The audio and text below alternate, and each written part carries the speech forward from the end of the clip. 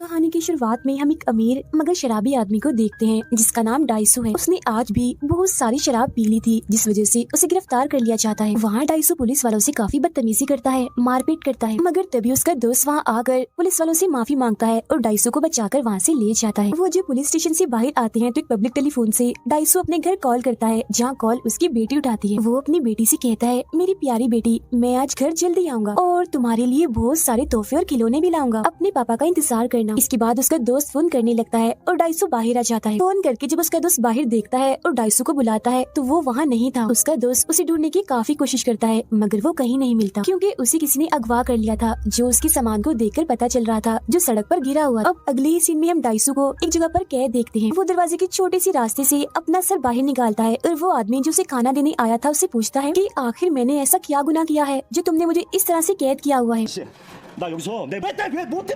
लेकिन वो आदमी उसे कोई जवाब नहीं देता और वो छोटा सा रास्ता लॉक करके वहाँ से चला जाता है। अब डाइसू को कोई अंदाजा नहीं था कि वो लोग उसे एक हफ्ता नहीं, एक महीने नहीं, एक साल नहीं, बल्कि पूरे 15 सालों तक ऐसे कैद करके रखने वाले थे। मगर इसके पीछे वजह क्या थी, इसके बारे में हमें बाद में पता चलेगा। अब डाइसू अकेला रहकर पागल ना हो जाए, इसीलिए वो लोग उसके कमरे में एक गैस छोड़ देते हैं जिससे उसे नींद आ जाती है। नींद भी ऐसी जैसे वो बेहोश हो। फिर एक दिन उसे गहरी नींद में सुलाकर वो लोग उसके जिस्म से थोड़ा सा खून निकाल लेते हैं और फिर अगले दिन डाइसू को पता चलता है कि उसकी वाइफ का किसी ने कत्ल कर दिया है और पुलिस कत्ल का मुजरिम डाइसू को साबित कर चुकी है क्योंकि जहाँ कत्ल हुआ वहाँ डाइसू के खून की बूंदें मिली थी। अब इस सब के बारे में डाइसू को पता नहीं क्योंकि वो तो सोया हुआ था, मगर हम जानते हैं कि वो खून जरूर वही हो सकता है जो वो लोग लेकर गए थे।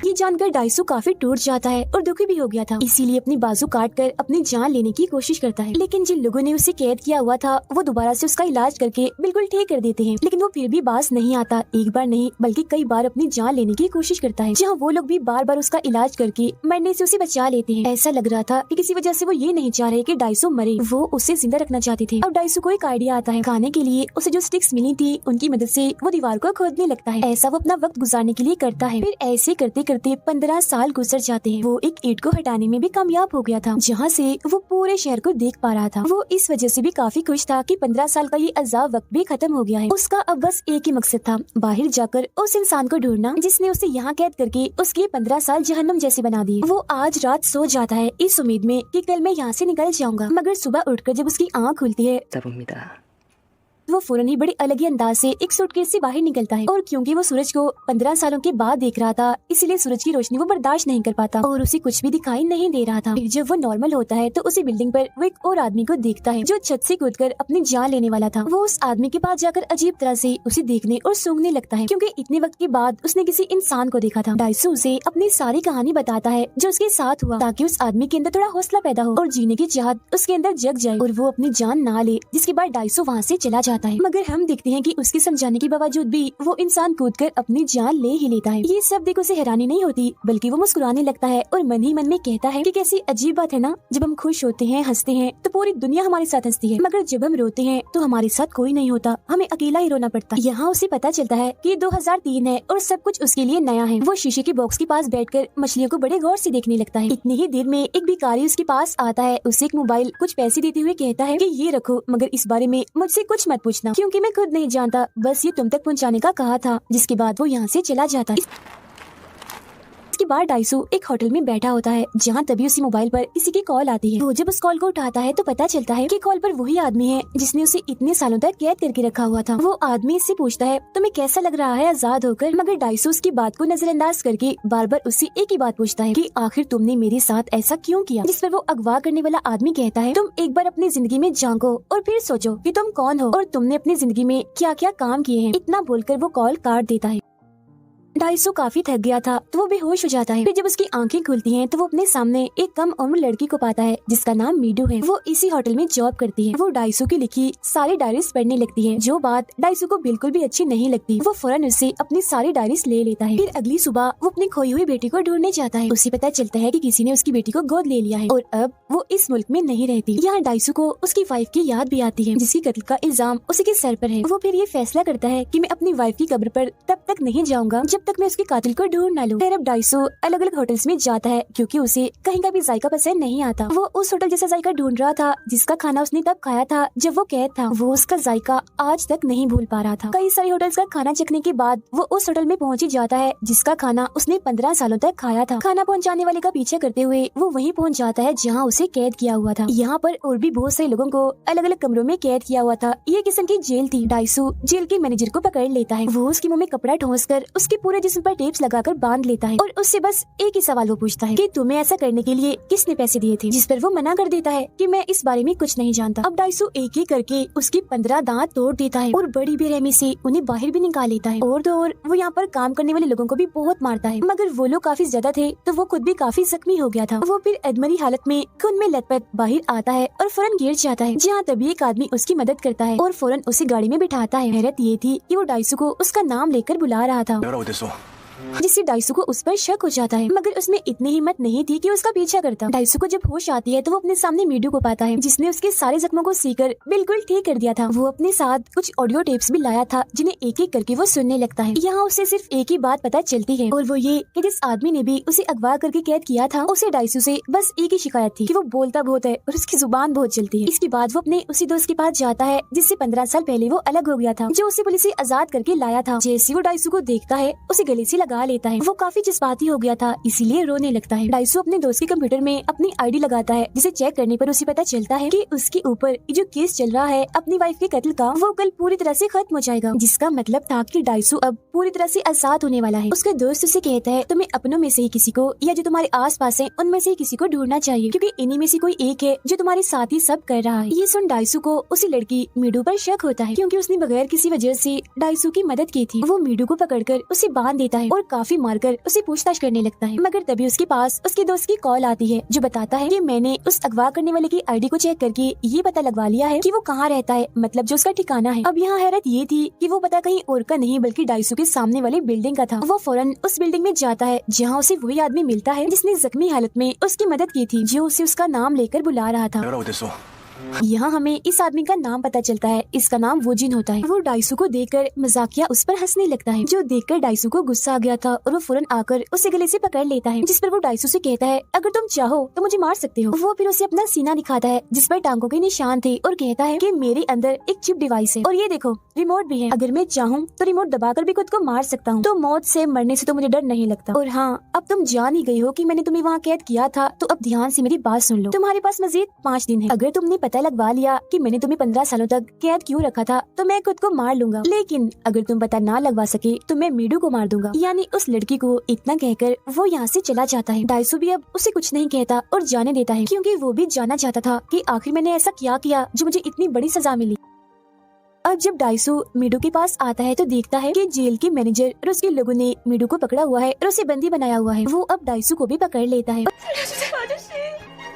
और उसके दांतों को भी बिल्कुल वैसे तोड़ना चाहता था जैसा उसके साथ डाइसू ने किया था। मगर तब इतनी ही देर में दरवाजे पर वो जिनका आदमी आता है, जो मैनेजर को बहुत सारे पैसे देकर डाइसू को छोड़ने का कहता है, जिस पर मैनेजर मान भी जाता है और पैसे लेकर वो डाइसू और मीडू दोनों को ही छोड़कर वहाँ से चले जाते हैं। जाते वक्त डाइसू मैनेजर से कहता है कि मैं तुम्हारे हाथ काट दूंगा जिससे तुमने मीडू को छुआ है। अब मीडू अपनी नौकरी छोड़ देती है और वो दोनों इस जगह को छोड़कर कहीं दूर चले जाते हैं। दोनों की एक दूसरे से दोस्ती हो चुकी थी, वो काफी करीब भी आ चुकी थी। मगर अगली सुबह जब वो सोकर उठते हैं तो अपने सामने एक बॉक्स देखते हैं जिसके अंदर मैनेजर का कटा हुआ हाथ था। ये देख डाइसू समझ जाता है कि ये काम जरूर वोजिन का है। वो सोचता है कि मैनेजर का हाथ तो मैंने काटना था, मगर वो तो वोजिन ने काट दिया।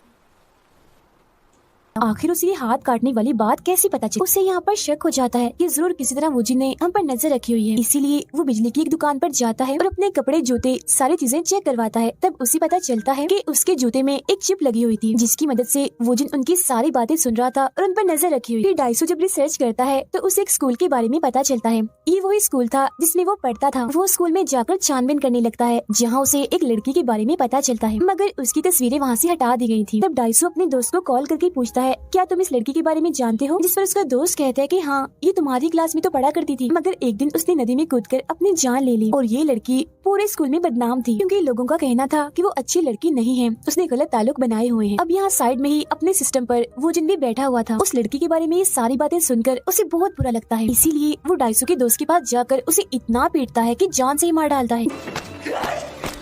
जिसके बाद वो उसे कहता है तुमने उसके बारे में बहुत गलत बकवास की है, वो कोई ऐसी वैसी लड़की नहीं थी, समझ गए ना। जिसके बाद वो यहाँ से चला जाता है। डाइसू को जब अपने दोस्त की मौत का पता चलता है तो उसे बहुत दुख होता है। उसे लगता है कि वो मेरा दोस्त था इसीलिए उसकी मौत हुई और अब कहीं मीडू की भी ना हो जाए, इसीलिए वो उसे मैनेजर के पास छोड़ देता है क्योंकि अब उन दोनों की दोस्ती हो गई थी। और सच्चाई का पता लगवाने के लिए अकेला ही वो निकल जाता है। जहाँ अब धीरे धीरे उसे याद आता है कि जब उसने स्कूल छोड़ा था तो वो लड़की जिसने अपनी जान ली और उसका भाई एक दूसरे के काफी करीब आ गए थे, जिन दोनों को डाइसू ने देख लिया था। और अब यहाँ पर ये राज खुलता है कि उस लड़की का भाई और कोई नहीं बल्कि वोजिन था, यानी वही जिसने डाइसू को इतने सालों से कैद रखा। अब डाइसू ने स्कूल तो छोड़ना ही था, इसीलिए वो ये सारी बातें अपने दोस्त को बता देता है, मगर वो उससे ये कहता है कि ये बात राज रहनी चाहिए, किसी को भी मत बताना। और बस यही उसकी जिंदगी की सबसे बड़ी गलती थी कि उसने अपने दोस्त पर भरोसा करके ये बात उसे बता दी, क्योंकि उसने ये बात राज नहीं रखी बल्कि पूरे स्कूल में ही फैला दी, जिससे उस लड़की ने अपनी जान ले ली। और इसी चीज का बदला वोजिन डाइसू से ले रहा था। अब आखिरकार डाइसू को पता चल ही गया था कि क्यों आखिर इतने सालों से वोजिन ने उसे कैद करके रखा था। और आज 5 दिन भी पूरे हो गए थे जो वोजिन ने उसे दिए थे जब उसे सच्चाई का पता लगवाना था। वो वोजिन के पास जाता है, कहता है मैंने सच्चाई का पता लगवा लिया है और अब तुम्हें अपने वादे के मुताबिक, अपनी कही बात के मुताबिक मरना होगा। और तुम कितने बुरे और घटिया इंसान हो, अपनी बहन को भी नहीं छोड़ा। इससे भी बढ़कर ये कि तुमने खुद ही उसकी जान ले ली ताकि किसी को भी तुम्हारी नाजायज ताल्लुकात का पता न चले, और इसे नाम दे दिया खुदकुशी का। उसकी ये सारी बातें सुनकर वोजिन हंसने लगता है, कहता है हाँ मैं ये चाहता तो था कि ये बात किसी को पता ना चले, मगर जहाँ तुम जैसे पागल इंसान होते हैं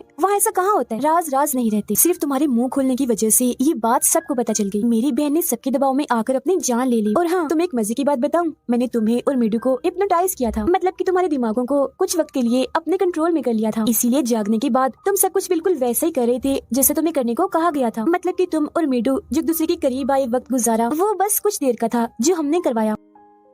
अब हिप्नोटाइज के असर से बाहर आने के बाद उसे कुछ भी याद नहीं होगा, मगर मैं तुम्हें ये बात भूलने नहीं दूंगा क्योंकि सच्चाई जानने के बाद तुम बढ़ना पसंद करोगे। ये कहने के बाद वो जामुनी रंग के एक बॉक्स की तरफ इशारा करके डाइसू को उसे खोलने का कहता है। जैसे डाइसू उसे खोलता है तो उसमें एक एल्बम था जिसमें एक छोटी बच्ची की तस्वीरें थी, जिन सब में डाइसू भी उसके साथ था। वो जैसे जैसे पन्नों को पलटता है तो बच्ची की उम्र बढ़ने के साथ साथ की सारी तस्वीरें थी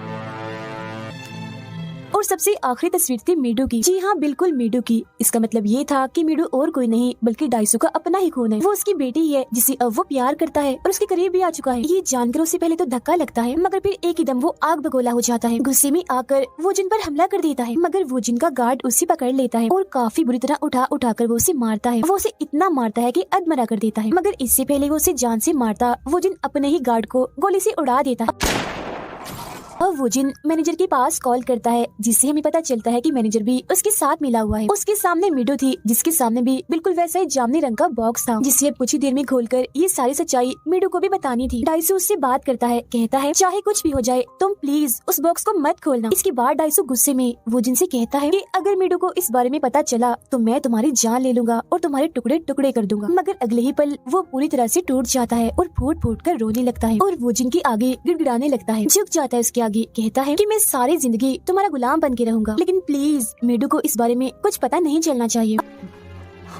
अब उसकी ऐसी हालत देखकर वोजिन को उस पर तरस नहीं आता बल्कि वो उस पर हंसने लगता है। डाइसू यहाँ पर समझ जाता है कि मुझे क्या करना है जिससे वो ये राज छुपा लेगा। वो कैंची लेकर अपने हाथों से अपनी जुबान काट लेता है, जो बहुत ही दर्दनाक सीन होता है। ऐसा उसने इसलिए किया था क्योंकि उसकी जुबान ही थी जो वोजिन को बिल्कुल भी पसंद नहीं थी, क्योंकि सच में वो उसके कंट्रोल में भी नहीं थी। जिसके फौरन बाद वोजिन मैनेजर के पास कॉल करके उस बॉक्स को खोलने से मना कर देता है। वो उसे ऐसे छोड़ के जाने वाला था, मगर जाते जाते वो कहता है ओहो हो, सब तुम्हारे सामने आ गया है, अब तुम्हें शर्मिंदगी में कैसे जियोगे, तुम्हें अब मर जाना चाहिए। ये कहकर वो यहाँ से चला जाता है, मगर तभी उसकी चिप डिवाइस का रिमोट नीचे गिर जाता है। जो देख डाइसू फौरन उसे उठाकर उसका बटन दबा देता है ताकि वोजिन मर जाए, लेकिन वोजिन को इससे कुछ नहीं होता क्योंकि वो बस स्पीकर का एक रिमोट था और अब तक वो डाइसू को पागल बनाता आ रहा था। अब आज यहाँ वोजिन का बदला पूरा हो गया था। वो उस दिन को याद करता है जब उसकी बहन ने अपनी जान ली थी नदी में कूदकर। वो काफी दुखी होकर रोने लगता है और क्योंकि उसके जीने का अब कोई मकसद नहीं था, इसीलिए खुद को गोली मारकर वो अपनी जान ले लेता है।